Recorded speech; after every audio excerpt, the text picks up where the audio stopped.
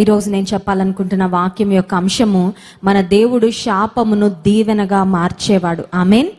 చాలాసార్లు కొంతమందికి ఎన్ని ప్రయత్నాలు చేసినా ఆ ప్రయత్నాలు సఫలం అవ్వకపోతుంటే, ఏ బిజినెస్ పట్టుకున్నా ఎందుకోనండి సక్సెస్ అవ్వదు. ఒకసారి ఒక ఆంటీ వచ్చి చెప్తున్నారు, మీ అంకుల్ గారి హ్యాండ్ మామూలు హ్యాండ్ కాదమ్మా, నా భర్త గారి యొక్క పరిస్థితి ఏంటంటే ఏ వ్యాపారం మొదలుపెట్టినా నష్టమే, ఏ పని చేసినా నష్టమే, ఏ జీవితంలో ఏది తను తలపెట్టినా అందులో ముందుకు వెళ్ళడం లేదు. కొన్నిసార్లు అలాంటి పరిస్థితిలో ఉన్న వాళ్ళకు ఒక అనుమానం కలుగుతుంది. అదేమనంటే, మా మీద ఏదైనా శాపం పనిచేస్తుందా? Is any curse operating in our life? ఏదైనా శాపం ఆపరేట్ చేస్తుందా? ఎవరైనా శాపనార్థాలు పెట్టారా? లేకపోతే దేవుని శాపం ఏమైనా మా మీద ఉందా? ఎందుకంటే ఏ ప్రయత్నం చేసినా ఆ ప్రయత్నం సఫలం అవ్వడం లేదే, ప్రతి ప్రయత్నం విఫలమే అవుతుంది అని. ఒకసారి ఒక తల్లి నాతో చెప్తూ చాలా కన్నీరు కార్చారు ఆమె పరిస్థితి. ఆమెకు వివాహం అయిన తర్వాత చాలా సంతోషంగా, చూడండి, ఏ స్త్రీ అయినా వివాహం అయిన తర్వాత చాలా కలలు కంటుంది, నా జీవితం ఇలా ఉంటుంది, నా భర్త లేకపోతే నా బిడ్డలతో నేను ఇలా సంతోషంగా బ్రతుకుతానని. ఆమె కూడా ప్రతి స్త్రీలాగే చాలా కలలు కనింది. వివాహమై వెళ్ళిన తర్వాత తనకి అనుభవమైన ఒక విషయం ఏంటంటే, అత్తగారు భయంకరమైన శాడిస్ట్ అంట. కూర్చున్నా లేచినా శాపనార్థాలు పెడుతూ ఉండేదంట. ఆ తర్వాత ఈమెకు వివాహమైన కొంతకాలానికి దేవుడు గర్భఫలాన్ని అనుగ్రహించాడు. ఈ అత్తగారికి ఎంత కోపం ఉండేదంటే, ఎంత భయంకరమైన మనిషి అంటే, గర్భంలో ఉన్న బిడ్డను కూడా శాపనార్థాలు పెడుతూ ఉండేదంటండి. పండంటి మగపిల్లవాడు పుట్టాడు, చక్కని కొడుకు పుట్టాడు. కానీ ఆ కొడుకు అవిటితనంతో పుట్టాడు. ఆ సహోదరి చెప్తుంది, నా పెద్ద కుమారుడు ఇలా అవిటితనంతో, ఇలా అంగవైకల్యంతో పుట్టడానికి నేను అనుకుంటానమ్మా, ఎలాంటి కారణాలు లేవు, ఎందుకంటే మాది మేనరికం వివాహం కాదు, ఏమీ కాదు. కానీ మా అత్తగారు ఉదయం లేచిన దగ్గర నుంచి రాత్రి పడుకునే వరకు శాపనార్థాలు పెడుతూనే ఉండేది. నా కుమారుడు గర్భంలో ఉండి ప్రతిరోజు ఎన్ని శాపవచనాలు విన్నాడో ఏమో. నేను అనుకుంటాను, ఆమె నోటి నుండి వచ్చిన మాటలే నా కుమారుడు ఈరోజు ఈ స్థితిలో ఉండడానికి కారణమేమో. నిజమే, కొంతమందికి నోట్లో నుండి ఆశీర్వచనాలు త్వరగా రావు, కానీ ఏమొస్తాయండి, ఎక్కువ శాపవచనాలు వచ్చేస్తూ ఉంటాయి. నేను ఒకటి అలవాటు చేసుకున్నాను నా జీవితంలో. అదేంటంటే, నా పిల్లలతో ఎక్కువగా నేను ఒక మాట చెప్తూ ఉంటాను. అదేంటంటే, God bless you, God bless you, God bless you అని. హల్లెలూయా. దేవుడు నిన్ను దీవించునుగాక. మా చిన్నమ్మాయికి ఉదయం లేవగానే నేను ప్రార్థన చేసిన తర్వాత వాళ్ళని ఎత్తుకొని, ఉదయకాల సమయంలో పిల్లలు లేవగానే నేను చేసే మొట్టమొదటి పని వాళ్ళని ఎత్తుకొని నా ఒళ్ళో పెట్టుకొని ప్రార్థన చేస్తాను బిడ్డల కొరకు. ప్రార్థన చేసిన తర్వాత గాడ్ బ్లెస్ యూ నాన్న అంటే మా అమ్మాయి అంటది, గాడ్ బ్లెస్ యూ మమ్మీ అంటది. ఏంటంట? God bless you. Okay, thank you చెప్తాను నేను. దేవుని ఆశీర్వాదమే మనకు కావాల్సినది. హల్లెలూయా. శాపవచనాలు కాదండి, శాపనార్థాలు కాదు. కొన్నిసార్లు ఎన్నో కబుర్లు మాట్లాడుకుంటాం, ఎన్నో వ్యర్థమైన మాటలు మాట్లాడుకుంటాం, కానీ దేవుడు నిన్ను దీవించుగా కానీ ఒక మాట నోట్లోంచి రాదు మనకి కదండి. మీ గురించి నాకు చెప్పండి, నా గురించి మీకు చెప్తాను, మన ఇద్దరం కలిసి ఇంకొకరి గురించి మాట్లాడుకుందాం, కానీ మన మాటలలో దేవుడు అనే ప్రస్తావన వద్దు. ఎందుకు దేవుడు, ఆయన ఎక్కడో ఉన్నాడు ఆకాశంలో అన్నట్లుగా కొన్నిసార్లు we live such a disconnected life with God. దేవునితో అసలు మన కనెక్షనే లేదన్నట్టు బ్రతుకుతుంటాం.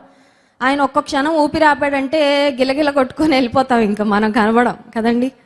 దేవుని పేరు, దేవుని నామాన్ని ఉచ్చరించడం, దేవుని నామము పేరిట ఆశీర్వచనాలు పలకడం ప్రతి కుటుంబంలో చాలా చక్కని ఆశీర్వాదకరమైన అనుభవము. God bless you. దేవుడు నిన్ను దీవించునుగాక, దేవుడు నిన్ను దీవించునుగాక. ఉదయకాల సమయంలో నా వాక్యం యొక్క అంశం ఏంటంటే, సారాంశము, మన దేవుడు శాపమును ఆశీర్వాదముగా, ఆశీర్వచనముగా మార్చేవాడు. ఆదికాండము 12వ అధ్యాయంలో మనం చూసినట్లయితే, దేవుడు అబ్రహామును ఆశీర్వదించారు అనే మాట వాక్యంలో గమనిస్తాం. దేవుడు ఎక్కువ మందిని ఆశీర్వదించాడు, కొంతమందిని మాత్రం శపించాడు. వారిని శపించింది దేవుడు వారి మీద పగబట్టో కక్షగట్టో కాదు, కానీ వారు చేసిన భయంకరమైన కార్యాలు, చేతులారా కొంతమంది చేసుకున్న భయంకరమైన పనుల ద్వారా దేవుని శాపాన్ని కొని తెచ్చుకున్నారండి కొంతమంది. వారి విషయంలో తప్ప దేవుడు శపించిన వారిని మనం ఎక్కడా వాక్యంలో గమనించం. దేవుని తృణీకరించి అక్రమమైన బ్రతుకును బ్రతుకుతూ, హత్యలు చేస్తూ, సమాజానికి చాలా శాపకరంగా ఉంటూ ఎంతమంది బ్రతికారో వారు దేవుని శాపాన్ని కొని తెచ్చుకున్నారు. కానీ వాక్యంలో దేవుడు ఆశీర్వదించాడు అనే మాట చూస్తాం. ఆదికాండము 12వ అధ్యాయము 2వ వచనం నుండి, నిన్ను గొప్ప జనముగా చేసి నిన్ను ఆశీర్వదించి నీ నామమును గొప్ప చేయుదును, నీవు ఆశీర్వాదముగా ఉందువు. నిన్ను ఆశీర్వదించు వారిని ఆశీర్వదించెదను, నిన్ను దూషించు వాని శపించెదను. భూమి యొక్క సమస్త వంశములు నీ యందు ఆశీర్వదించబడునని అబ్రాముతో అనగా. దేవుడు ఇక్కడ కొన్ని మాటలు చెప్తున్నాడు. అదేంటంటే, నిన్ను ఆశీర్వదిస్తాను. ఫస్ట్ మనందరం ఆ మెట్టు ఎక్కాలండి. చూడండి, ఒక ఫస్ట్ ఫ్లోర్ బిల్డింగ్ చేరాలంటే మెట్లు ఎక్కాల. ఒక్క మెట్టు ఎక్కి ఫస్ట్ ఫ్లోర్లో ఉంటాను అనుకుంటే కాదు. ఆధ్యాత్మిక జీవితంలో కూడా it's like a staircase. ఒక మెట్టు తర్వాత ఒక మెట్టు దేవుడు ఎక్కిస్తూ ఉంటాడు. ఫస్ట్ మెట్టు ఏంటంటే, ముందు దేవుని ఆశీర్వాదాన్ని మనం పొందుకోవడం. మనకే లేకపోతే మనం ఇతరులకు ఎలా పంచగలం? మన దగ్గర లేనిది మనము ఇతరులకు ఇవ్వలేం. So first we must be blessed. దేవా నన్ను ఆశీర్వదించు. ఒక మంచి ప్రార్థన, ఒక అవసరమైన ప్రార్థన. కానీ ఏ ప్రార్థన కన్నా ఇంకా గొప్ప ప్రార్థన ఒకటి ఉంది. అదేంటంటే, నన్ను ఆశీర్వాదముగా మార్చు. దేవుడు అబ్రాహాంతో అన్నాడు, నేను నిన్ను ఆశీర్వదిస్తాను, నిన్ను ఆశీర్వాదముగా నేను చేస్తాను, నీవు ఆశీర్వాదముగా ఉందువు అనే మాట 2వ వచనం చివరి భాగంలో చూస్తాం. జాన్ వెస్లీ గారు ఎప్పుడో మాట చెప్తుంటారు. అదేంటంటే, నన్ను ఆశీర్వదించు ప్రభువా అనే ప్రార్థన చేసుకోవడం కంటే నన్ను ఆశీర్వాదముగా చెయ్యి ప్రభువా అనే ప్రార్థన చేసుకోవాలంటే. ఎందుకంటే, నన్ను ఆశీర్వాదంగా చెయ్యి ప్రభువా అని అడిగితే, మనల్ని దేవుడు ఆశీర్వదిస్తే మనం ఇతరులకు ఆశీర్వాదకరంగా ఉంటాం. కాబట్టి అందుకోసమైనా దేవుడు ఖచ్చితంగా మనలను ఆశీర్వదిస్తాడు. ఇప్పుడు నన్ను ఆశీర్వాదంగా చెయ్యి ప్రభువా అని అడిగిన తర్వాత ఆశీర్వాదాలన్నీ వచ్చాక మన దగ్గర పెట్టుకొని కూర్చోకూడదండి. నన్ను ఆశీర్వాదంగా చెయ్యి అని అడిగినప్పుడు దేవుడు ఆశీర్వదిస్తారు. ఆ ఆశీర్వాదంతో ఇతరులకు మనం ఆశీర్వాదకరముగా ఉండాలి. ఆ తర్వాత దేవుడు చెప్పిన మాట 3వ వచనంలో, నిన్ను ఆశీర్వదించు వారిని ఆశీర్వదించెదను, నిన్ను దూషించు వానిని శపించెదను. దేవునికి తన పిల్లలంటే అంత పట్టింపు ఉంటుందా? తన పిల్లలను ఆశీర్వదిస్తే అంట దేవుడు, నా బిడ్డను ఆశీర్వదించావు కాబట్టి నిన్ను కూడా ఆశీర్వదిస్తానంటాడంట. హల్లెలూయా. అర్థమవుతుందండి? దేవుని మనస్సు మనం అర్థం చేసుకోవడానికి ప్రయత్నం చేద్దాం. ఎందుకంటే అబ్రాము విషయంలో దేవుడు తానే స్వయంగా పలికిన మాటలు కాబట్టి. ఒక మనిషిని అర్థం చేసుకోవాలంటే ఆ మనిషి మాటలు జల్లెడ పెడితే మనకు అర్థమైపోద్ది, ఓహో ఇతని మనసులో ఇది ఉందన్నమాట, అందుకే ఇలా మాట్లాడాడు అని. సో దేవుని మనసు అర్థం చేసుకోవాలంటే దేవుడు పలికిన మాటలు సరిగ్గా మనం అర్థం చేసుకోగలిగితే దేవుని హృదయం ఏంటో మనం తెలుసుకోవచ్చు. దేవుడు ఆశీర్వదించిన వారిని మనం ఆశీర్వదిస్తే, దేవుని బిడ్డలను మనం ఆశీర్వదిస్తే దేవుడు మనల్ని ఆశీర్వదిస్తాడు. హల్లెలూయా. దేవుని ఆశీర్వాదాలు సంపాదించుకోవడానికి ఎన్నో మార్గాలు ఉన్నాయి. యెహోవా యందు భయభక్తులు కలిగి ఆయన త్రోవల యందు నడుచుకొని వారందరూ ధన్యులు అనే మాట 128వ కీర్తనలో ఉంటుంది. దేవుని యందు భయభక్తులు కలిగి ఉంటే ఆశీర్వాదం, దేవుని యందు భయభక్తులు కలిగి ఉంటే దీవెన దేవుడు అనుగ్రహిస్తాడని. దేవుని దీవెన పొందుకోవడానికి చాలా మార్గాలు ఉన్నాయి, చాలా అంశాలు ఉంటాయి బైబిల్లో. అయితే ఈరోజు మనం నేర్చుకుంటున్న ఒక అంశం ఏంటంటే, దేవుని బిడ్డలను మనం ఆశీర్వదిస్తే దేవుడు మనలను ఆశీర్వదిస్తాడు. లేక దేవుని బిడ్డలు ఆశీర్వదించబడుతూ ఉన్నప్పుడు వారి ఆశీర్వాదాన్ని బట్టి మనం ఆనందిస్తే దేవుడు మనల్ని కూడా ఆశీర్వదిస్తాడు. ఇంకొక ప్రాముఖ్యమైన అంశం, కొంతమంది అనుకుంటారు, నేను శపించానంటే, నా నోటి నుంచి ఒక మాట వచ్చిందంటే ఇంకా వాళ్ళ జీవితం బాగుపడదు అనుకుంటారు. కొంతమంది నోరులకు కొంతమంది భయపడతారండి. ఇందాక నేను చెప్పాను కదా, ఒక కోడలు తన అత్తగారి గురించి ఏడుస్తుంది. మా అత్తగారి నోటి నుండి వచ్చిన శాప వచనాలే నా కుమారుడు ఒక అంగవైకల్యుడిగా పుట్టడానికి కారణమైందని నేను అనుకుంటానమ్మా, నేను ఇప్పటికీ బాధపడతాను నా కొడుకుని చూసిన ప్రతిసారి అని ఆ తల్లి చెప్పినట్లు కొంతమంది అనుకుంటారు, మనుషులు పలికే శాప వచనాలు ఏమో మా జీవితంలో ఆపరేట్ అవుతాయేమో, ఎవరో పెట్టిన శాపాలు మా జీవితంలో పనిచేస్తాయేమో అని కొన్నిసార్లు అనుకుంటాం. కానీ దేవుడు తన బిడ్డల్ని ఎవరైనా శపిస్తే ఆయన దాన్ని చాలా సీరియస్గా తీసుకుంటాడంట. శపిస్తే శపించారులే నాకేంటి అనుకోడు. నా బిడ్డల్ని ఎవరైనా శపిస్తే వారిని నేను కూడా శపిస్తాను, నిన్ను దూషించిన వారిని నేను శపించెదను అనే మాట వాక్యంలో మనం గమనిస్తున్నాం. అయితే బైబిల్ గ్రంథంలో దేవుని ప్రజలను శపించాలని ఒక ప్రవక్తకు ఒక రాజు ప్రేరేపణ ఇచ్చాడండి. అంటే దేవునికి ఇష్టం లేని కార్యం చేయమని ఒక ప్రవక్తకు ఒక అన్య రాజు ప్రేరేపణిచ్చినప్పుడు ఆ ప్రవక్త ఏం చేశాడో దేవుని వాక్యంలో మనం గమనిస్తాం. చూడండి, సంఖ్యాకాండము 22వ అధ్యాయంలో మనం గమనించినట్లయితే ఆ వాక్య భాగాన్ని మనం చూస్తాం. సంఖ్యాకాండము 22వ అధ్యాయము 6వ వచనం. కాబట్టి నీవు దయచేసి వచ్చి నా నిమిత్తము ఈ జనమును శపించుము, వారు నాకంటే బలవంతులు, వారిని హతము చేయుటకు నేను బలమొందుదును ఏమో. ఇది ఎవరితో పలికారు అని ఆలోచిస్తే దేవుని ప్రజలకు ప్రవక్తగా బిలాము అనే వ్యక్తి ఉన్నాడు. ప్రవక్త అంటే దేవుని యొక్క స్వరాన్ని వినేవారు, దేవునితో డైరెక్ట్గా ఒక కనెక్షన్ ఉన్నవారు. భవిష్యత్తులో జరగబోయే విషయాలను దేవుడు తన ప్రవక్తలకు తెలియపరిస్తే ఆ ప్రవక్తలే దేవుని ప్రజలకు ఆ విషయాలను చెప్తూ ఉండేవారు. So the profits were messengers of God. దేవుని యొక్క ప్రతినిధులుగా ప్రవక్తలు ఉండేవారు, దేవుని యొక్క స్వరముగా ప్రవక్తలు ఉండేవారు. సో దేవుని ప్రవక్తగా ఉన్న బిలాము అనే వ్యక్తి దగ్గరికి మోయాబు రాజు అయిన బాలాకు అనే వ్యక్తి కొంతమందిని పంపించి ఏం చెప్తున్నాడంటే, నాకంటే నా జనుల కంటే మీ జనులు చాలా ఎక్కువ మంది ఉన్నారు, చాలా బలవంతులుగా ఉన్నారు, వారిని నేను జయించాలంటే నా శక్తి చాలదు. అందుచేత ఒక షార్ట్ కట్ నేను ఆలోచిస్తున్నాను. ఆ షార్ట్ కట్ ఏంటంటే, బిలాము, నీవు దేవుని ప్రవక్తవు, నీ నోటి మాటలో శక్తి ఉంది, నీ నోట నుండి వచ్చిన ప్రతి మాటను దేవుడు ఆమెన్ అంటాడు. అందుచేత నీవు వెళ్ళి నీ ప్రజలను శపించు. అందుకోసం నీకేమి నేను వట్టిగా అడగట్లేదు, నీకు కొన్ని బహుమానాలు నేను ఇస్తాను. కొన్నిటిని ఆశ చూపించాడండి. ఈ మోయాబు రాజైన బాలాకు బిలాము అనే ఇశ్రాయేలీల ప్రవక్తకు కొన్ని బహుమానాలు పంపించి వాటిని ఆశ చూపించి అంటున్నాడు, నాకేది ఇష్టమో అది నువ్వు చెయ్యి, నీకు మాత్రం లాభం కలుగుద్ది. ఏ లాభం అంటే మెటీరియల్ ప్రాస్పెరిటీ. నీ కంటికి కనబడే కొన్ని విషయాలు నీకు ఇస్తాను, వాటి ద్వారా నువ్వు గొప్పడు అవుతావు. దేవుడు చెప్పింది కాకుండా నేను చెప్పింది చెయ్యి.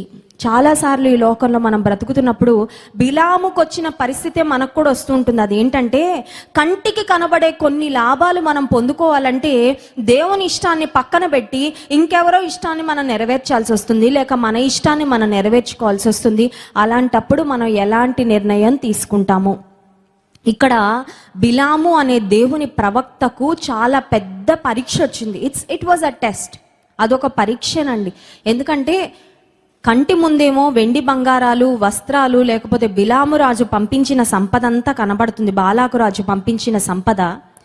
ఒక ప్రక్క వాటి మీద ఆశ కలుగుతుంది, మరొక ప్రక్కేమో నేను దేవుని ప్రవక్తనే, నేను దేవుడు చెప్పమన్న మాటలు తప్ప, దేవుడు పలకమన్న మాటలు తప్ప ఇంకేమీ పలకడానికి వీల్లేదే అని ఒక రకమైన సందిగ్ధంలో ఉన్నాడు. ఇది చేయాలా అది చేయాలా, రెండు తలంపుల మధ్యలో. దేవుని బిడ్డలారా, మనం గుర్తుపెట్టుకోవాలి, మన లోపల కూడా ఈ సంఘర్షణ ఎప్పుడు జరుగుతూనే ఉంటుంది. అవునా కదా? మీకు ఎప్పుడైనా జరిగిందా అది? వి నో ఇట్ కదండి, మనకు తెలుస్తుంది. అది నాలో సంఘర్షణ జరిగినప్పుడు నాకు తెలుస్తుంది.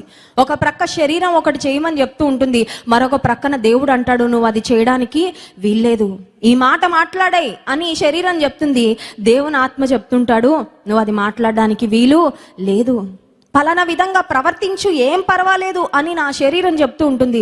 కానీ దేవుని ఆత్మ మాత్రం నన్ను నియంత్రించడానికి ప్రయత్నం చేస్తూ ఉంటాడు. సో మన జీవితంలో ఎప్పుడు ఒక కాంట్రడిక్షన్, లేకపోతే ఒక పోరాటం జరుగుతూ ఉంటుంది. ఒకటేమో మనకి ఇష్టం వచ్చింది నెరవేర్చాలని మన శరీరాన్ని లాగుతూ ఉంటే, మరొక ప్రక్కనేమో దేవుని ఆత్మ మనల్ని నియంత్రించాలని, సరైన పని మనలతో చేయించాలని దేవుడు ఒక ప్రక్కన మనల్ని హెచ్చరిస్తూ ఉంటాడు.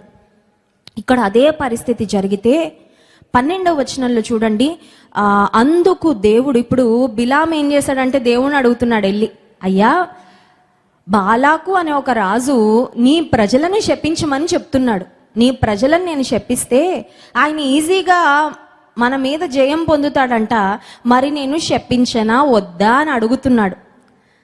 దేవుడు ఏం చెప్తాడో బిలాముకు తెలుసా తెలీదా? ఎవరైనా తల్లిదండ్రుల దగ్గరికి వెళ్ళి మీ అమ్మాయినండి గట్టిగా కొట్టమంటున్నారండి, ఎవరో కొట్టాలా వద్దా అని అడిగితే ఏమంటారండి తల్లిదండ్రులు? నీకు ఒకటి ఇస్తానంటారు, అంతే కదా. మా అమ్మాయిని కొట్టాలా వద్దా అని మళ్ళీ నన్ను అడుగుతావా? మా అమ్మాయిని కొట్టడానికి నువ్వెవరు? అవునా కదా అండి? దేవుని ప్రజలను శపించాలా వద్దా అని బిలాము మళ్ళీ ఎవరిని వచ్చి అడుగుతున్నాడు? కొన్నిసార్లు మన పరిస్థితి అలాగే ఉంటుంది. దేవునికి ఇష్టం లేదు అని తెలుసు, దేవుని చిత్తం కాదు అని తెలుసు, దేవుడు ఒప్పుకోడు అని తెలుసు, అయినా కూడా ఒక్కసారి అడుగుతానండి దేవుణ్ణి. అది బుద్ధిహీనతే అవుతుంది. నువ్వు అడిగినంత మాత్రాన దేవుడు కాదు అన్న విషయాన్ని అవును అంటాడా? అనడు. దేవుడు ఏమన్నాడు చూడండి, 12వ వచనం, అందుకు దేవుడు, నీవు వారితో వెళ్ళకూడదు, ఆ ప్రజలను శపింపకూడదు, వారు ఆశీర్వదింపబడిన వారు అని బిలాముతో చెప్పెను. దేవుడు చాలా స్పష్టంగా చెప్పాడు. ఒక మాట చెప్పమంటారా? దేవుని మార్గాలలో చాలా క్లారిటీ ఉంటుందండి. ఒకసారి అవునని ఒకసారి కాదని దేవుడు కాదు. అందుకనే దేవుని ప్రజలుగా మనం కూడా మీ మాట అవునంటే అవును, కాదంటే కాదు. కొంతమంది అప్పుడే మార్చేస్తారు మాట, అవునా? అప్పుడే సరే అంటారు, అప్పుడే లేదు అంటారు, అప్పుడే నిజం అంటారు, అప్పుడే అబద్ధం అంటారు, అప్పుడే ఉంది అంటారు, అప్పుడే లేదంటారు. అదేమంటే నేను కన్ఫ్యూజ్ అయిపోయాను అంటారు, అదేమంటే నాకు చెప్పడం రాలేదండి. ఇవన్నీ తప్పించుకునే మాటలు అనమాట. చూడండి, కొన్నిసార్లు మనుషులు మాటలు మార్చేస్తూ ఉంటారు అప్పటికప్పుడే. దాన్ని ఏమంటారంటే కెమీలియన్ అని ఒక జంతువు ఉంటుంది. కెమీలియన్, అది తెలుగులో ఏమంటారంటే ఊసర వెళ్ళి అంటారు. వినుంటారు కదా మీరు. ఊసర వెళ్ళికి ఒక స్వభావం ఉంటుంది. అది ఏంటంటే దానికి ఒక స్టాండర్డ్ కలర్ ఉండదు అనమాట. చెట్టు ఎక్కగానే పచ్చగా అయిపోద్ది, బండల మీదకి వెళ్ళగానే బండల రంగులోకి మారిపోద్ది, ఇసుకలోకి వెళ్ళగానే ఇసుక రంగులోకి మారిపోద్ది. అది ప్రకృతిలో దేవుడు ఆ జంతువుని పెట్టాడు, ఎందుకంటే దాని నుండి కూడా కొన్ని పాఠాలు మనం నేర్చుకోవాలని. ఒరే మనుషులారా, మీరు కొన్నిసార్లు ఊసర వెల్లిలా తయారైపోతున్నారా, అలా తయారవ్వద్దు అని చెప్పడానికి ఆ ఊసర వెల్లిని పెట్టాడు దేవుడు సృష్టిలో. కొన్నిసార్లు మన మాటలు ఎలా ఉంటాయంటే, అప్పుడే వాళ్ళు చాలా మంచి వాళ్ళండి అంటారు, ఆ తర్వాత అటు పోగానే వీడంత దరిద్రుడు ఇంకెవ్వడూ లేడండి అంటారు. అంటే అదే నోరు అన్నమాట, అదే నోటితో ఆశీర్వచనాలు, అదే నోటితో శాపవచనాలు. కొన్నిసార్లు మనం ఎంత మాటలు మారుస్తుంటామో.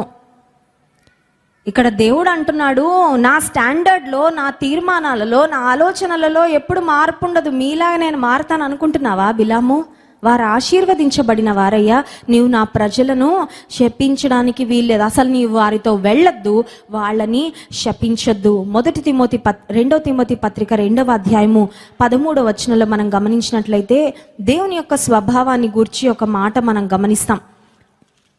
2 తిమోతి పత్రికలో దేవుడు తన స్వభావానికి విరుద్ధంగా ఏమి చేయడు అనే మాట మనం చూస్తాం. 2 తిమోతి పత్రిక 2వ అధ్యాయము 13వ వచనం, మనము నమ్మదగని వారమైనను ఆయన నమ్మదగిన వాడుగా ఉండును, ఆయన తన స్వభావమునకు విరోధముగా ఏదియూ చేయలేడు. హల్లెలూయా. మనం నమ్మదగని వారం కానీ దేవుడు మాత్రం నమ్మదగిన వాడు. We are not faithful but he is faithful. మనం చాలాసార్లు మనుషులను బట్టి మారిపోతుంటాం. ఎవరికైనా గౌరవంగా మనం మాట్లాడుతూ సడన్గా వాళ్ళు మనల్ని అమర్యాదగా పిలుస్తుంటే అలాగే గౌరవంగా కంటిన్యూ చేస్తామండి, కాన్వర్జేషన్ మారిపోద్ది. నేను మిమ్మల్ని అండి గారు అని పిలిస్తే మీరు అలాగే పిలవండి. ఒకవేళ మీరు అరే ఒరే అంటే నేను కూడా అలాగే వచ్చేస్తానని సమాజంలో ఒకవేళ ఎదుటి వ్యక్తి యొక్క మాటలను, ప్రవర్తనను బట్టి మన మాటలు, మన ప్రవర్తన, మన ధోరణి, మన వైఖరి మారిపోతుంటుందేమో. దేవుడు మాత్రం నమ్మదగని మనుషులమని మన గురించి తెలుసుకున్నప్పటికీ ఆయన మాత్రం నమ్మదగిన దేవుడుగానే ఉంటాడు. హల్లెలూయా. ఆయన తన స్వభావానికి విరోధంగా ఏది చేయడు. He will not go against his character, against his nature. దేవుని యొక్క స్వభావములో ఎలాంటి మార్పు ఉండదు. బిలాముకు తెలిసిది, తెలుసా తెలీదా? దేవుడు మనుషులలాగా మారిపోయేవాడు కాదు. ఆయన సత్యవర్తనుడు, ఆయన నమ్మదగిన వాడు. తన ప్రజలను ఆశీర్వదిస్తాడు తప్ప వెండి బంగారాలను, ముత్యాలను, వజ్రాలను చూసేసి ఆశీర్వాదాన్ని శాపంగా మార్చే దేవుడు కాదు అని బిలాముకు తెలిసినప్పటికీ బిలాము వెళ్ళి దేవుని అడుగుతున్నాడు, అయ్యా నీ ప్రజలను శపించాలని బాలాకు రాజు పిలిపిస్తున్నాడు, వెళ్ళమంటావా అని అడిగాడు. దేవుడు అన్నాడు, వెళ్ళడానికి వీల్లేదు. 2 పేతురు పత్రికలో మనం గమనించినట్లయితే 2వ అధ్యాయము 13వ వచనం నుండి అక్కడ కొంతమంది వ్యక్తులంట ఈ కాలంలో కూడా బిలాము మార్గంలో వెళ్తుంటారంట. ఆ మాట చూస్తాం చూడండి. 2 పేతురు పత్రిక 2వ అధ్యాయము 13వ వచనం నుండి, ఒకనాటి సుఖానుభవము సంతోషమని ఎంచుకొందురు, వారు కళంకములను నిందాస్పదులునై తమ ప్రేమ విందులో మీతో కూడా అన్నపానములు పుచ్చుకొనుచు తమ భోగముల యందు సుఖించుదురు. వ్యభిచారిని చూచి ఆశించుచు పాపము మానలేని కన్నులు గలవారును, అస్థిరులైన వారి మనస్సులను మరులు కొల్పుచు లోభిత్వమందు సాధకము చేయబడిన హృదయములు గలవారును, శాపగ్రస్తులునై ఉండి తిన్నని మార్గమును విడిచి బెయోరు కుమారుడైన బిలాము పోయిన మార్గమును బట్టి త్రోవ తప్పిపోయిరి. కొంతమంది బిలాములాగా త్రోవ తప్పిపోతారంట. బిలాము త్రోవలోకి వచ్చాడండి. బిలాము ఏ ఇంట్లో పుట్టాడో ఎలా పెరిగాడో తెలియదు, కానీ దేవుని ప్రవక్తగా దేవుడు బిలామును ఏర్పాటు చేసుకున్నాడు. ఒకప్పుడు మనందరికీ ఏవేవో చరిత్రలు ఉండొచ్చు దేవుని దగ్గరికి రాకముందు, కానీ దేవుని దగ్గరకు వచ్చిన తర్వాత ఆయన బిడ్డలుగా చేశాడు, పరిశుద్ధులుగా చేశాడు, నీతిమంతులుగా తీర్చిదిద్దాడు, పరలోక రాజ్య వారసులుగా చేశాడు. ఇప్పుడు ఒకప్పుడు వంకరి మార్గంలో ఉన్న మనము తిన్నని మార్గంలోకి వచ్చేసాం. We are in the straight way, we are in the right way, we are in the way of life. జీవ మార్గంలో తిన్నని మార్గంలోకి మనం వచ్చాం. ఇప్పుడు తిన్నని మార్గంలోకి వచ్చిన బిలాము మార్గాన్ని తప్పేశాడు. ఎందుకంటే తనకు కలుగుతున్న చిన్న లాభాన్ని ఆశించి దేవుని మార్గాన్ని విడిచిపెట్టాలని బిలాము ప్రయత్నము చేశాడు. కొంతమంది అంట ఈ లోకంలో కూడా 13వ వచనంలో మనం చూసినట్లు ఒకనాటి సుఖానుభవము సంతోషమని ఎంచుకొందురు. దేవుడిచ్చే ఆశీర్వాదాలు శాశ్వతమైనవే. దేవుడిచ్చే ఆశీర్వాదాలకు ఈ లోక సంబంధమైన ఏ ఆస్తిపాస్తులు, ఏ సంపద కూడా తులతూగదు, సమానం కాదు. కానీ కంటి ముందు కనబడే సుఖానుభవాలను కొన్నిసార్లు మనం ఆశించి దేవుని ఆశీర్వాదాలను కాలదనుకుంటూ ఉంటాం. ఒకసారి 19 సంవత్సరాల యవనస్తుడు వచ్చాడండి ఇంటి దగ్గరికి. చాలా చిక్కిపోయినాడు, చాలా నీరసంగా కనబడుతున్నాడు. 19 సంవత్సరాల వయసులోని యవనస్తులు అంటే చాలా బలంగా స్ట్రాంగ్గా ఉంటారు. వచ్చి నిలబడి ఏడుస్తున్నాడు. ఏమైంది తమ్ముడు, ఎందుకు ఏడుస్తున్నావు అని అడిగితే, ఒక మాట చెప్పాలక్క మీకు, అదే మొదటిసారి ఆ అబ్బాయిని నేను చూడడం, అంతకుముందు ఎప్పుడు చూడలేదు. అబ్బాయి చెప్పాడు, నాకు ఎయిడ్స్ వచ్చిందక్క.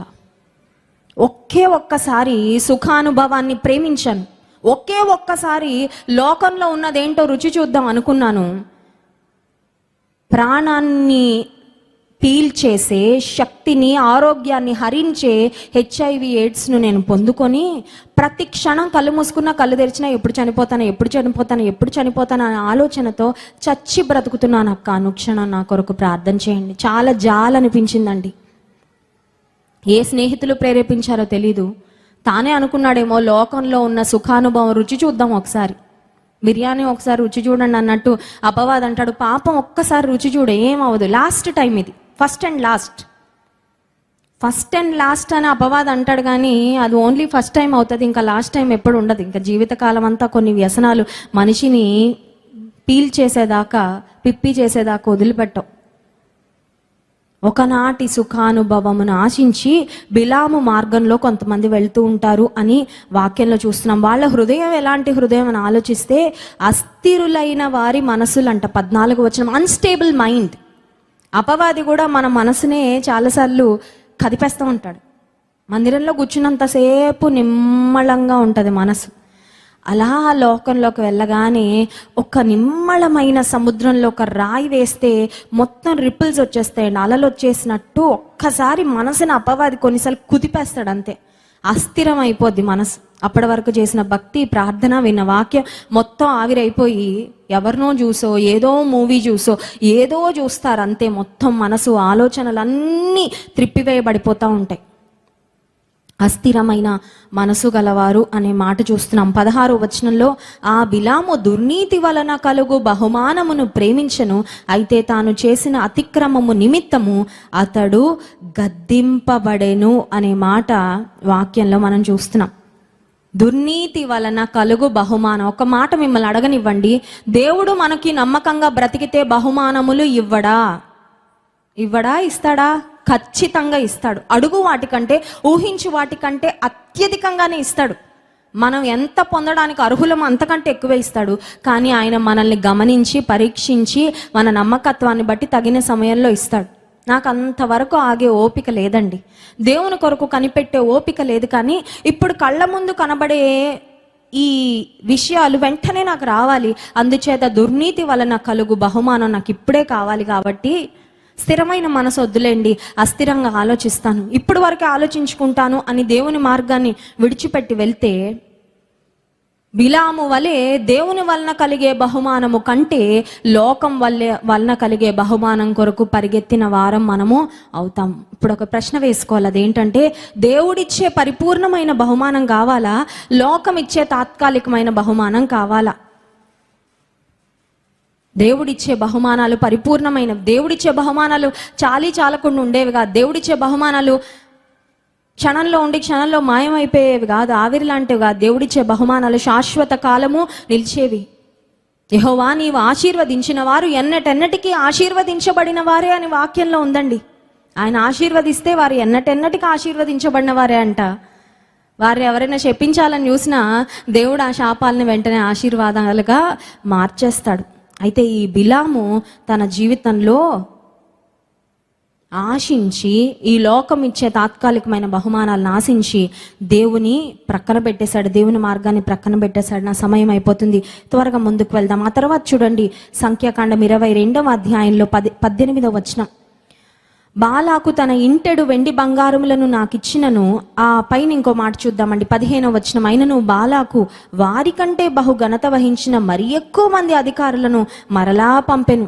బాలాకు రాజు అనుకుంటున్నాడు, కొంతమంది మనుషులను పంపించాను, కొన్ని బహుమానాలు పంపించాను, అయినా బిలాము రాలేదంటే ఇప్పుడు కొంచెం డోస్ పెంచుదాం.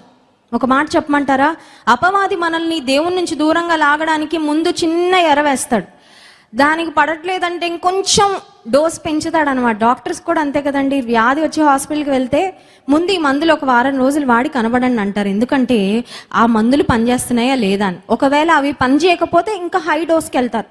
ముందే హై డోస్ ఇచ్చారు డాక్టర్స్. అసలు వ్యాధి ఎంత ఉంది, వ్యాధి ఏ మందులతో ఎంత డోస్తో నియంత్రించబడుతుందో గమనిస్తారు. ఇప్పుడు బాలాకు రాజు కూడా అదే చేస్తున్నాడు. ముందు కొన్ని బహుమానాలు, కొంతమంది మనుషులను పంపించాడు. బిలాము కదలట్లేదంటే ఇప్పుడు మరికొంతమంది, ఇంకా ఎక్కువ మందిని పంపించి ఇంకా ఎక్కువ ఆకర్షణీయంగా విషయాన్ని సిద్ధపరిచి బిలాము దగ్గరికి పంపిస్తే, ఆ తర్వాత ఏమంటున్నాడంటే చూడండి 18వ వచనం. అందుకు బిలాము బాలాకు తన ఇంటెడు వెండి బంగారములను నాకు ఇచ్చినను, కొద్ది పని అయినను గొప్ప పని అయినను చేయనట్లు నేను నా దేవుడైన యెహోవా నోటి మాట మీరలేను. కాబట్టి మీరు దయచేసి ఈ రాత్రి ఇక్కడ ఉండుడి, యెహోవా నాతో ఇక ఏమి చెప్పునో నేను తెలుసుకొందును. దేవుడు చెప్పనిది చెయ్యను అంటున్నాడు. దేవుడు చెప్పనిది చెయ్యను అన్నప్పుడు నేను దేవుని ప్రజలను శపించడానికి రానండి, మీరు వెళ్ళిపోండి అని పంపించేయాలి కదా. ఇక్కడ బిలాములో అస్థిరమైన మనసు కొట్టొచ్చినట్లు కనబడుతుందండి. Very clear, unstable mind, wavering mind, అటు ఇటు అటు ఇటు. అప్పుడే దేవుడు అంటాడు, అప్పుడే దేవుడు చెప్పిన మాట తప్ప నేనేం మాట్లాడను అంటాడు. మళ్ళీ మీరు ఆగండి, రాత్రికి ఉండండి, నా దగ్గర దేవుడిని ఒకసారి పర్మిషన్ అడుగుతాను. కొంతమంది ఈ రోజుల్లో ఇలాగే ఉన్నారండి. దేవునికి ఇష్టం లేని విషయాలని తెలుసు, దేవుడు ఒప్పుకోవడానికి తెలుసు, తల్లిదండ్రులే ఒప్పుకోవట్లేదు. భూమి మీద ఉన్న తల్లిదండ్రులే, దేవుడు ఎలా ఒప్పుకుంటాడు? అక్రమమైన పనులు బయటపడితే పోలీస్ డిపార్ట్మెంట్ ఒప్పుకోదని తెలుసు, చట్టమే ఒప్పుకోదని తెలుసు, అయినా ఒక్కసారి ప్రార్థన చేసుకొని వస్తానండి. ఒకసారి నాకు ఒక సహోదరి ఫోన్ చేసి చెప్తున్నారు, సిస్టర్ మా హస్బెండ్ ఒక మంచి ఫిలిం డైరెక్టర్ అండి, ఫిలిం ప్రొడ్యూసర్, మా మూవీ హిట్ అవ్వాలని ప్రార్థన చేయండి. ఏంటంట, చాలా కోట్ల రూపాయలు పెట్టి మూవీ తీస్తున్నారండి నా హస్బెండ్. ఆ మూవీ హిట్ అయిపోవాలని ఎవరు చేయాలంట ప్రార్థన? మేము చేయాలంట. దయచేసి అలాంటి ప్రార్థన అవసరతలు అడక్కండి. మూవీలు హిట్ అవ్వాలని ప్రార్థన, ఏదైనా మంచి వ్యాపారం పెట్టుకుంటే అది ఎదగాలని, అభివృద్ధి పొందాలని చేస్తాం. ఇంటర్వ్యూ అటెండ్ అవుతుంటే సఫలత ఇవ్వాలని చేస్తాం. పరీక్ష రాస్తుంటే పాస్ అవ్వాలని చేస్తాం. సివిల్స్ ట్రై చేస్తుంటే దేవుడు సఫలత ఇవ్వాలని చేస్తాం. కానీ ఇలాంటి విషయాలు మాత్రం ప్రార్థన చేయలేం. ఇక్కడ బిలాం అంటున్నాడు, ఒక్కసారి ఉండండి, రాత్రికి దేవుణ్ణి నేను అడుగుతాను. దేవునికి కోపం వచ్చింది. దేవుడు అన్నాడు, వెళ్ళు, పర్వాలేదు వెళ్ళు అంటే. దేవుడు వెళ్ళు అన్నాడంటే ఇష్టంగా అన్నాడా, అయిష్టంగా అన్నాడా? చెప్పాలి. అయిష్టంగా అన్నాడు. కొన్నిసార్లు దేవుడు వెళ్ళు అన్నాడంటే వెళ్ళన్నాడు వెళ్ళన్నాడు వెళ్ళన్నాడు చంకలు కొట్టేసుకుంటారు. అందరికీ చెప్పేస్తారు, దేవుడు వెళ్ళన్నాడండి, మా అమ్మా నాన్న వద్దన్నారు కానండి, దేవుడు వెళ్ళమన్నాడండి. ఒక తమ్ముడు ఒక అమ్మాయిని దేవుడు నాకు చూపించాడు అక్క, పెళ్లి చేసుకోమని చెప్పాడు. నేను అన్నాను, పెళ్ళి అంటే ఆట కాదు నాయన, కళ్ళ ముందు కనబడుతున్నవే అన్ని వాస్తవాలు అనుకోకు, ప్రార్థనలో పెట్టు, దేవుని సన్నిధిలో కనిపెట్టు, తెలుసుకో దేవుని చిత్తం ఏంటో, అడుగు, ఉపవాసం ఉండు, ప్రార్థన చేయి. దేవుడు మాట్లాడితే అప్పుడు వచ్చి చెప్పు. 2 రోజులకే కనబడ్డాడు వచ్చి, ఇంత త్వరగా వచ్చాడేంటి అనుకుంటే దేవుడు ఓకే అన్నాడక్క. ఇంకొకసారి అడగన్నాను, ఇంకోసారి అడుగు. దేవుడు ఓకే అన్నాడు, అది నువ్వు ఓకే అనిపించుకుంటున్నావా లేకపోతే దేవుడు నిజంగా ఓకే అంటున్నాడా? మళ్ళీ 2 రోజులకు వచ్చి మళ్ళీ ఓకే అనేసాడు అక్క దేవుడు. నేను అన్నాను 2 సార్లు కాదు 3 సార్లు అడుగు దేవుణ్ణి, నిజంగా కనుక్కో. దేవుని చిత్తము కాదు, ఇది జీవితాంతం ఉండాల్సిన బంధము, ఇది ఆటలు, ఆ బొమ్మలాట కాదు తమ్ముడు. ప్రార్థన చేయి. మళ్ళీ 2 రోజులకు వచ్చాడు. అమ్మాయి బాగా తొందర పెట్టినట్టుంది. అక్క దేవుని చిత్తం, నీవు దేవుని చిత్తం కనుగొన్నావు కాబట్టి, నీ తల్లిదండ్రులకు ఇష్టం కాబట్టి ఈ వివాహం జరుగుతుంది. అమ్మాయి తల్లిదండ్రులు, అబ్బాయి తల్లిదండ్రులు అందరితో మాట్లాడాం. పెళ్ళై సంవత్సరం అవ్వలేదు, పెళ్లి పెటాకులు అయిపోయింది. తర్వాత వచ్చి అంటున్నాడు, దేవుని చిత్తం జాగ్రత్తగా కనిపెట్టమని మీరు చెప్పారు కానక్క, నేను జాగ్రత్తగా దేవుని చిత్తము కనిపెట్టలేదు. ఇది నా వైఫల్యమే. This is totally my fault, my mistake. ఎందుకు ఈ మాట చెప్తున్నానంటే, కొన్నిసార్లు దేవుడా చెప్పు, ఎస్ చెప్పు నాయన, నువ్వు నో చెప్పినా నేను వినను, నో చెప్పినా విననట్టుగా యాక్షన్ చేస్తా. చూడండి, కొన్నిసార్లు మనం చాలా తెలివితేటలు కదా. దేవుడు వద్దు వద్దంటే ఎవరికో చెప్తున్నాడు, నాకు కాదు. ఆఖరికి ఎస్ చెప్పాలని దేవునికి ఇష్టం లేకపోయినా చెప్పించుకొని వెళ్ళిపోతాం దేవుని దగ్గర. నువ్వు చెప్పు నాయన, నువ్వు చెప్పాల్సిందే, నీకు వేరే ఆప్షన్ లేదు.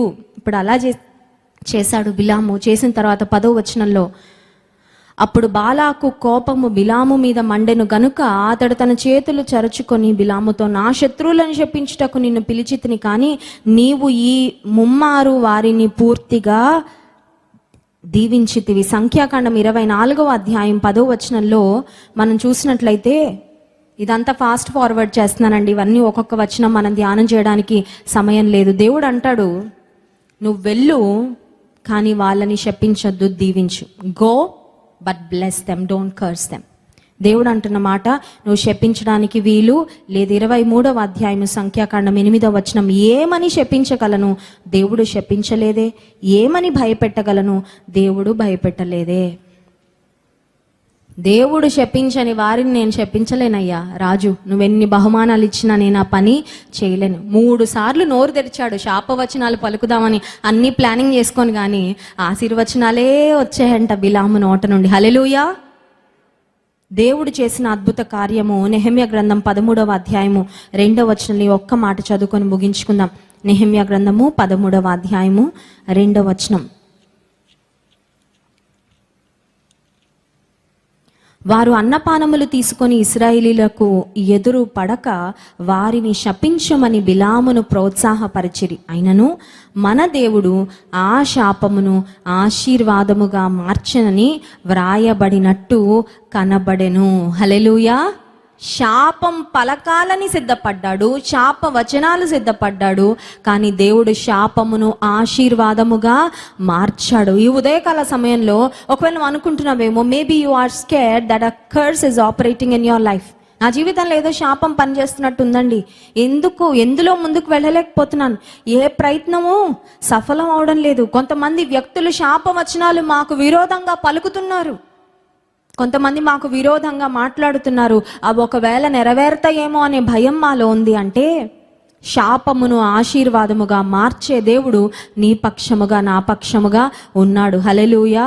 అయితే బిలాము నుండి మనం తీసుకోవాల్సిన ఒక ప్రాముఖ్యమైన హెచ్చరిక, స్వల్పకాలం ఉండే ఆ బహుమానాలకు ఆశించి దేవుని మార్గాన్ని ధిక్కరించి దేవుని త్రోవను విడిచి స్వలాభాపేక్షతో దేవుని మార్గాలను విడిచి బిలాము వెళ్ళిపోయాడు. ప్రతి విశ్వాసి జీవితంలో ఒక డేంజర్ ఉందండి. ఏంటా డేంజర్ అంటే, దేవుని మార్గాన్ని విడిచిపెట్టి కంటికి కనబడే ఆకర్షణలకు లోనైపోయి కొన్ని తప్పుడు నిర్ణయాలు తీసుకునే ప్రమాదం ప్రతి విశ్వాసి జీవితంలో ఉంటుంది.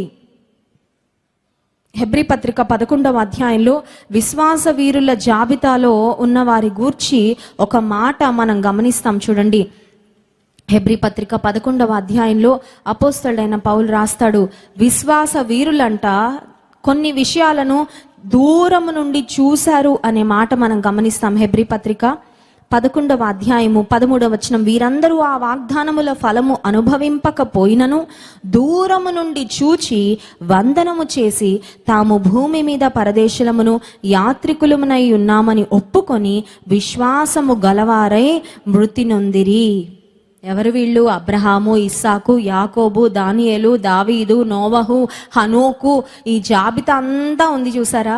వీరందరూ విశ్వాస వీరులు ఎందుకు అయ్యారంటే, వాగ్దాన ఫలం పొందకపోయినా, పరలోక రాజ్యం కంటికి కనబడకపోయినా దూరం నుండి చూసి విశ్వసించి నమ్మి ఈ లోకంలో మేము పరదేశులం అన్నట్లుగా బ్రతికారు. కానీ ఈ రోజుల్లో మనం చేస్తున్న పని ఏంటంటే, కంటికి కనబడిందే శాశ్వతం, కంటికి కనబడిందే ముఖ్యం, కంటి ముందు కనబడుతున్నవే ఇప్పుడు పొందుకోవాలి, అనుభవించాలని దేవుని విడిచిపెట్టి దేవుని మరచిపోయి మన ఇష్టాన్ని, లోకంలో ఇంకెవరో ఇష్టాలను మనం నెరవేర్చుకుంటూ బ్రతికే బ్రతుకు.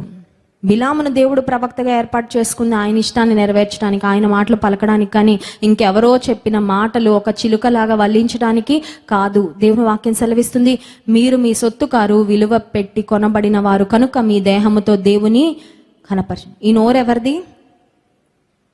ఆయనది. ఇప్పుడు నేను ఏ మాటలు పలకాలి? నా ఇష్టానుసారమైన మాటలు కాదు. అసలు ఆ గ్రహింపు ఉంటే బ్రతుకులు చాలా బాగుంటాయండి.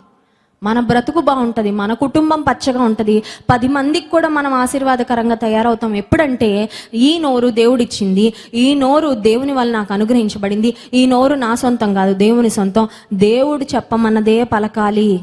మనందరికీ ప్రవక్త అనే బిరుదు లేకపోవచ్చు, ప్రాఫెట్ అని మన పేరు ముందో పేరు వెనకాల ఉండకపోవచ్చు, but we are all the children of God, we are more privileged. మనం దేవుని పిల్లలం అయ్యే అధికారాన్ని ఆయన మనకు అనుగ్రహించినప్పుడు, పిల్లలు తండ్రి వల్లే పలికితే, తండ్రి డైరెక్షన్తో పలికితే, తండ్రి చిత్తానుసారమైన మాటలు పలికితే, ఆయన చిత్తానుసారం కానీ ఆయన అనుమతి లేని ఏ పని చేయకూడదనే ఒక నిశ్చయంతో బ్రతికితే మన జీవితాలు ఎంత ఆశీర్వాదకరంగా ఉంటాయి. ఉపవాస ప్రార్థనలు అడుగుదాం. ప్రభువా, స్వల్పమైన అల్పకాలంలో మాకొచ్చే వాటిని ఆశించి, స్వలాభాన్ని అపేక్షించి, దుర్నీతిని సంపాదించుకొని ఈ లోకంలో ఏదో పొందేసుకుంటామని నిన్నెప్పుడు మేము విడిచిపెట్టుకోమయ్యా. ఈ లోకంలో అన్నిటికంటే నీవు నాకు ప్రాముఖ్యం. కళ్ళు మూసుకోండి, చిన్న ప్రార్థన చేసుకుందాం. పరిశుద్ధ మహోన్నతానికి స్తోత్రాలు. బిలాము జీవితం ద్వారా అనేకమైన అంశాలు మీరు మాకు జ్ఞాపకం చేశారు ప్రభువా. నీ చిత్తాన్ని వ్యతిరేకించి తాను పొందుకునే ఏవో కొన్ని వస్తువుల కొరకు, కొన్ని విషయాల కొరకు నీ ప్రజలను శపించడానికి బయలుదేరి వెళ్ళాడు ప్రభువా. మాలో ఏ ఒక్కరము కూడా నీ చిత్తానికి విరుద్ధంగా ఏ పని చేయడానికి మేము ప్రేరేపించబడకుండా, ఆ ఫోర్స్కు మేము లొంగిపోకుండా ప్రభువా, నీ చేత మేము నియంత్రించబడ్డానికి ఈ దేహము నీవు నివసించే ఆలయము కనుక నీకు ఇష్టమైన మాటలు, నీకు ఇష్టమైన తలంపులు, నీకు ఇష్టమైన పనులు, నీకు ఇష్టమైన జీవితము మేమందరం జీవించినట్లు సహాయం చేయమని నేను స్తుతించి ఆరాధించబోతుండగా, ఆరాధన ఆత్మతో మమ్మల్ని నింపండి. ఘనత మహిమ ప్రభావములు మీకే చెల్లిస్తూ యేసుక్రీస్తు ప్రభువారి ఘనమైన నామంలో ప్రార్థించి స్తుతించి వేడుకుంటున్నాము తండ్రి. ఆమేన్.